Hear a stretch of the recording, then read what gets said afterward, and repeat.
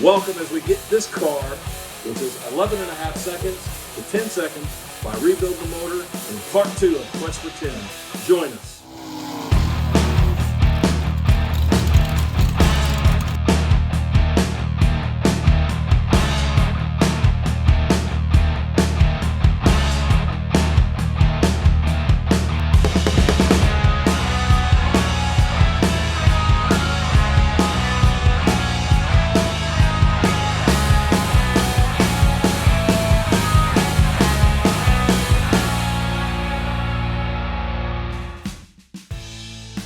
All right, man. So we got the motor out of the Nova, and it was a challenge getting it out of there, but we did. We finally got it out, and we saw that potentially it's a lot more like a 355, and which was concerning because we were told it was 408. So now we're going to actually take this thing apart, measure the rods and stuff like that, and see what we have exactly. Mainly the stroke of the crank. The stroke of the crank, exactly. Because we would know if it's a 383 or not. And if you went back or if you watched this from the beginning, you'll see that when we pulled the oil pan a few months ago, we actually saw 350 etched into the crank. So we were. But that could be the journal size. Yes. So we don't know if it's stroke or journal size. So that's kind of where we're at. So we got this up on the stand, and we're going to start tearing this thing apart. All right. What do you expect to see? Too soon. My goodness. I expect to see a very clean motor on the inside. Yeah. Because it has clean VP, Valvoline, race gas, fuel. Race gas fuel. Yeah, throw the sponsors in there, huh? Yeah, that's right. And Bounty towels and yeah, whatever. All right, well, stay tuned. Watch, follow along. We'll come back after we get everything disassembled, and we'll go over the parts that we've found and what the plan is going to be going forward. So tune in, watch, like, subscribe, comment down below, and enjoy. I can go now? We can go now. All right. All right.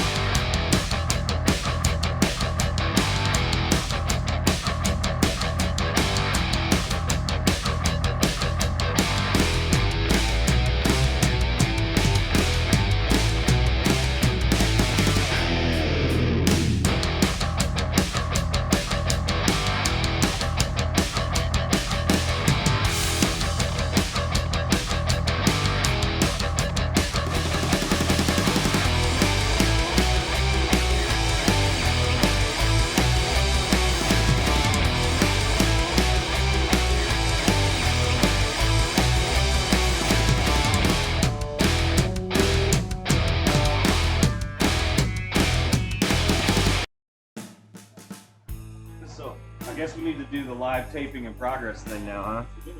We're actually gonna do it. So let's go here. Live taping in progress. All right, so we're actually filming one of the videos for Quest for 10. So we're gonna do a little intro talk before we start working, and then we're gonna tear this thing apart. What rear end gears are in the Nova? 411s? Yeah, 411s. We actually were going to, we were trying to copy what the truck had. I thought I had 411s, but it turned out to be 456s. So 456 would have been better for him in the motor he had. This one.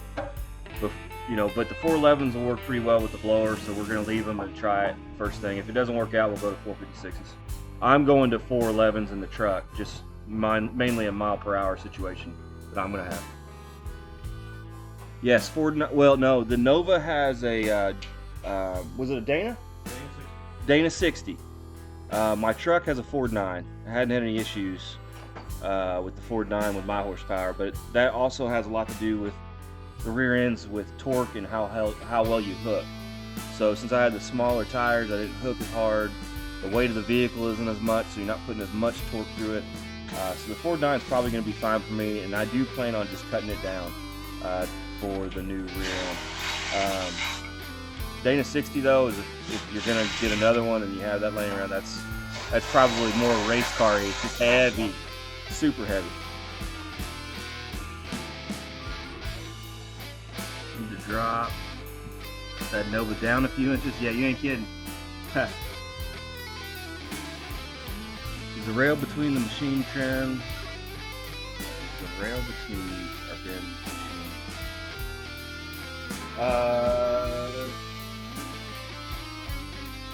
No, this has not been clearance for a 383. So you're probably right, Jeremy. It's probably not 383. Didn't even think about looking at that. But no, the walls have not been clearance for 383. So more than likely it's a 350. No, it's a Tyler. It's a 350. We believe it's 350. The bore measures for a 355. If the crank's a 355 or 377. How do you even get a 377, Jason? That's a motor I'm not familiar with.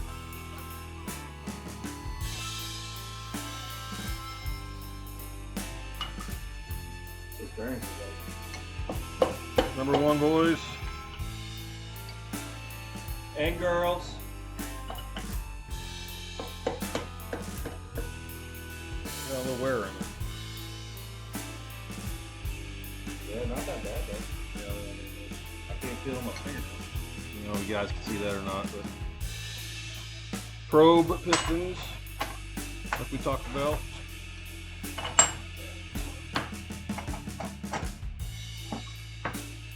Yeah, okay, so yeah. So if a 377 is a D-stroke 400, it's definitely not that, because that would mean the cylinders would have been 4-inch. Is that right? 4-inch for a... This is definitely not a 400 block. Yeah, it's a 3...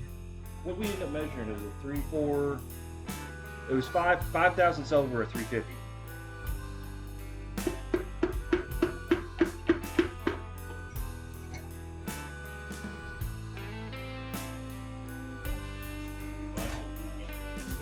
Oh. Yeah, some trash got in that one. Good Lord, show those guys.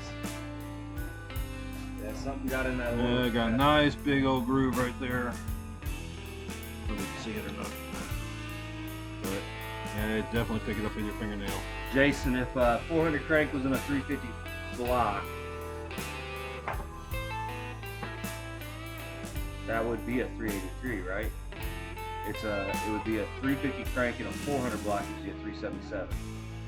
From what Jeremy over on Facebook saying, that makes sense. A D-stroke 400. I've heard that before. Like I guess a 327 is technically a D-stroke 350. From what I gather, it's the same bore size.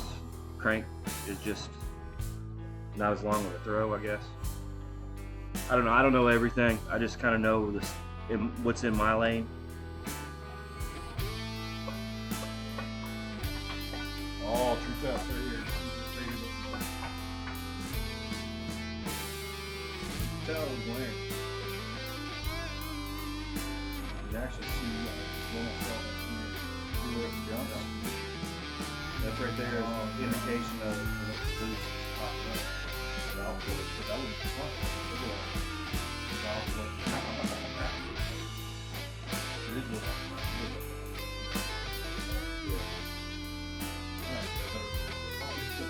well, nothing, you can't feel anything. I don't know how well this will come on camera or not, if at all. But we were just looking at these lobes. This is a roller cam, and you can see where it's wearing right there. But then it kind of hits again, hits again, hits again. I would guess that's probably indicative of high RPM valve float or something causing the valve to bounce. Maybe the valve train is too heavy. You probably need to look at that. But it'll be a new cam next year. All right, this is for Jeremy and anybody else that's interested. I'm gonna take this screen off for a second. Go to this other one so I can see. Okay, cool. All right, so this is a traditional 4-bolt main, as you can see, for a small block. And for a long time, this is really what you had. You know, particularly in the 70s, 80s, 90s, and then 2000s, the aftermarket blocks started becoming somewhat affordable. So everybody started going to them, and they came sometimes 4-bolt main, just like these. But also it came out, I don't know exactly, somewhere in the probably 80s or 90s, I'm not sure. They started making splayed main caps. And these are aftermarket cap that you put on your 2-bolt main Chevy. And as you can see, this bolt right here is at an angle, and it goes down through the webbing of the motor where it's thicker. Because what they were finding out is this outside bolt, it was going to a weak part of the block, and you would end up getting a little bit of crank walk, and then it would split right there on this outside. So the debate goes on about whether a 2-bolt main, which the front of a 4-bolt is just a 2-bolt. So, but instead of having a 2-bolt go all the way down, you would replace it with a splayed main cap. As you can see, there's the 2-bolt. You have to drill and tap into the block at this angle, and you also have to hone, line bore and hone for the crank. This is the motor that I blew up, and the failure wasn't in the caps. The failure was actually in it pulled a pin out of the piston. So the horsepower that I was running, because it was a 2-bolt main, just like this all the way down, would it have, you know, crank walked or broke? I don't know. Probably. Is a 4-bolt main stronger? I'd say yeah. Just by design, it's probably stronger. The big thing though is how much stronger. I don't think it's a ton, honestly. That design, I believe, you know, you could probably get another couple hundred horse maybe safely at a drag strip. But when you start going into, I don't know, a factory block is said to have its kind of max rating around 700 horse-ish. I ran 2 years around 700 horse with these splain made caps and didn't have any issues. And actually, the year prior to that, I was running around 500 horse-ish on a 2-bolt main, and it was fine. So, doing it all over again, aftermarket block, just, you know, cheap insurance. It's got higher quality metallurgy and all that stuff. But on a budget, I'm not scared of a 2-bolt main. These caps are like, you can get them for around $200, $250 maybe. You get 3 of them, and it's probably $200 or $300 in machine work, so you're $600 into it. So if you got a block for like $200 or $300, all in, you'd be like $1,000 with the machine work, maybe $1,200. All right, well, we'll find out. Oh my gosh, man! So we got all the pistons out, got the cam out, and the cam, you notice, looked like it had a lot of markings on it. Like it looks to me like the wear pattern on it. It appears to me that he had some valve flow or something happening. Either the valve train's too heavy or we were spinning at too many RPMs, because the wear pattern is kind of spider all the way across. The cam looked to be in decent shape. I couldn't feel any problems with it. Yeah. But the wear was a little weird. So, and we found out by going by the part number that's on the end of that cam, we found out that it's a comp cam. Which piece of paper out over there? Yeah, piece of paper over there. Chris is gonna grab the paper, but it was a comp cam, pretty large cam for the motor. 580 lift, 577 exhaust. Had advertised durations 300 and 316, that's pretty hefty cam. 160 degrees low separation. We won't be working. We'll be tossing that cam. It won't perform real well with the blower. I'm sure it would work fine, but we're gonna replace it anyway. Yeah, we're trying to get as much power as we can. The only bearing we found to be a problem was number 4, where we actually have a good sized line. Mm-hmm.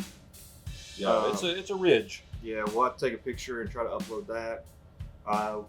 The crank appears to be cast, like nodular cast iron, but we're not 100% sure because the part numbers don't line up to anything.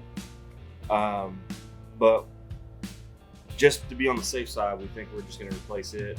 Yeah, we're going to a whole new rotating assembly and just be done with it. And so we're going to get the block reworked and just get all new parts for the inside of it and build what we want since we've worked down to this point. Then next year. I mean, do you want to do something crazy? Go up in cubic inches? No, if we're going with the blower, I don't know. I mean, if we just go 350, that blower's going to make it in the 10's. Oh, it'll absolutely. Yeah, so let's just stick with 350. It's freaking. Well, actually, it won't be a 350 because we're going to have to still bore it out to 40 over. Yeah. So, well, that's the other thing. We're certainly going to have to do 40 over. I don't know, man. We're just going to have to get with Mike at Performance Automotive and figure out what he recommends we do. Yeah. We'll probably call Ohio Crankshaft to get any of the rotating assembly we need, and probably diamond pistons if you can afford them. Yeah. There's a lot he has to purchase, so it's probably going to be a little bit before you see the next one. Yeah, it's going to take some time. Plus, getting the block shipped off, or we're going to drive it up to Illinois and probably drive it up there and have Mike work on it and tell us what he needs from us and what he's suggesting. We can go ahead and get that part of it done and then have them drop ship to the shop. So we'll figure something out. Yep. But all in all, the block seems to be in good shape. I don't see any problems there. Nothing's chewed up. The caps are okay. It's a 4-bolt main, which if you joined us on live, I showed you the difference between a 4-bolt and a splay cap. This is a 4-bolt main. It's got straight caps, and then a splay cap has them coming out at an angle. You use these on 2-bolt mains that you make a 4-bolt main out of. There's a debate whether one's stronger than the other. I'm going to leave that to you to decide. Comment down below what you think it is. But we'll have to see you next time because there's not a whole lot more to talk about. Not much fun to talk about. All right, guys. Well, this was part 2, and look for part 3 here in the next month or so. All right. See ya.